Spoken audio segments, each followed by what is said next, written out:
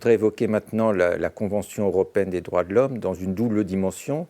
D'abord, le développement du rôle de la Cour européenne des droits de l'homme en tant que telle, et puis ensuite les grands principes de la jurisprudence. La Convention a été adoptée en 1950, juste après la guerre, au lendemain de la Déclaration universelle, et dans le préambule de la Convention, il y a une référence expresse à la Déclaration universelle. C'est très important de souligner ce point parce qu'il s'agit d'un instrument régional, mais qui met en œuvre des principes universels. Donc on est toujours dans le droit fil de l'universalité des droits de l'homme.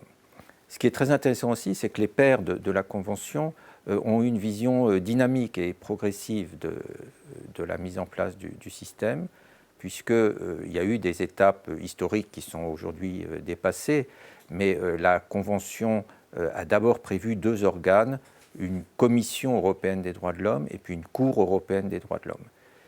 En 1998, vous avez eu la fusion de ces organes avec une Cour unique, une Cour permanente, qui fonctionne depuis avec toute une série de protocoles assez techniques qui sont venus nuancer ou compliquer ou enrichir, selon ce qu'on voudra, le système institutionnel. Mais dans les grandes lignes, il y a une Cour qui fonctionne à plusieurs niveaux, une grande chambre de 17 juges et 5 chambres de 7 juges et des formations subsidiaires de 3 juges ou même de juges uniques. Cette diversification est faite pour répondre à la montée du contentieux. Je ne veux pas prendre trop de chiffres, mais la première chambre, la première cour, celle qui a fonctionné de 1959 à 1978, a rendu environ 800 arrêts. Et chaque année, la cour actuelle rend 1500 arrêts. Donc en une année, on fait 2 fois plus de travail que l'ancienne cour. Ce n'est pas pour dire que la cour actuelle travaille 2 fois mieux que l'ancienne cour, mais il y a une disproportion importante, ce qui d'ailleurs nuit en partie à la visibilité, à l'influence de la jurisprudence qui devient très nombreuse et difficile à suivre même pour le spécialiste. Alors face à ce tableau, la France elle-même, qui est un État fondateur du Conseil de l'Europe, qui a été un des pionniers de la Convention, a été longtemps frileuse. Elle a signé la Convention en 1950, c'est Robert Schuman qui a signé la Convention, mais il a fallu attendre 1974 pour que la France ratifie la Convention. Et à l'époque, la France n'avait ratifié la Convention qu'en acceptant la compétence de la Cour.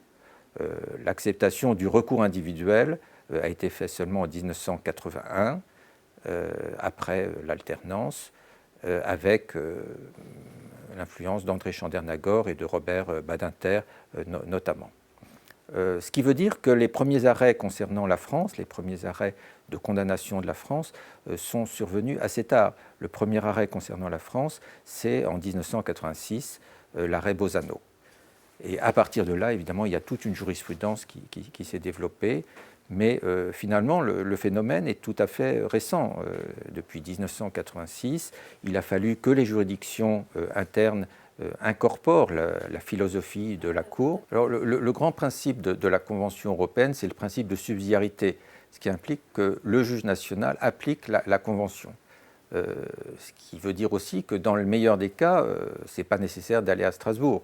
Il s'agit pour le juge judiciaire ou le juge administratif d'interpréter et d'appliquer la Convention. Alors, il faut connaître la Convention, pas seulement le texte de la Convention, mais aussi la jurisprudence qui est très substantielle, qui est très riche, qui est également constante.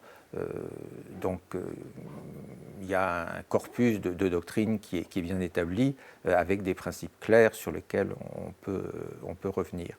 Mais le premier travail, encore une fois, c'est celui du juge interne qui doit balayer devant sa porte, pour prendre une expression un petit peu familière, ce qui évite aux États d'aller à Strasbourg. À côté du principe de subsidiarité, il y a un autre principe important, c'est celui de la marge d'appréciation, ce qui veut dire que entre les 47 États partis à la Convention européenne des droits de l'homme, il est impossible de trouver un dénominateur commun sur des questions fondamentales, qu'il s'agisse d'éthique ou de questions de société. On peut penser évidemment à la laïcité française, Dans ce cas, la Cour, dans sa sagesse, accepte que chaque État interprète en fonction des besoins de la société la Convention. Il n'y a pas une norme européenne qui est imposée à tout le monde. Il peut y avoir une prise en compte des traditions nationales ou de spécificités juridiques ou politiques. Ça introduit une certaine souplesse. Alors c'est aussi une traduction de la restriction des juges, de la timidité ou du self-restraint des juges. Parfois, la Cour européenne a fait preuve d'un peu d'hubris en voulant réduire tout à un dénominateur commun sans tenir compte de la différence des sociétés, en appliquant une théorie des apparences qui était un petit peu réductrice. Aujourd'hui, elle est revenue à beaucoup plus de modération. Une des richesses de la Cour européenne, qui n'est peut-être pas assez notée pour le grand public, c'est que la Convention procède par interdiction. Interdire la torture et les traitements inhumains ou dégradants, interdire la servitude ou l'esclavage, etc.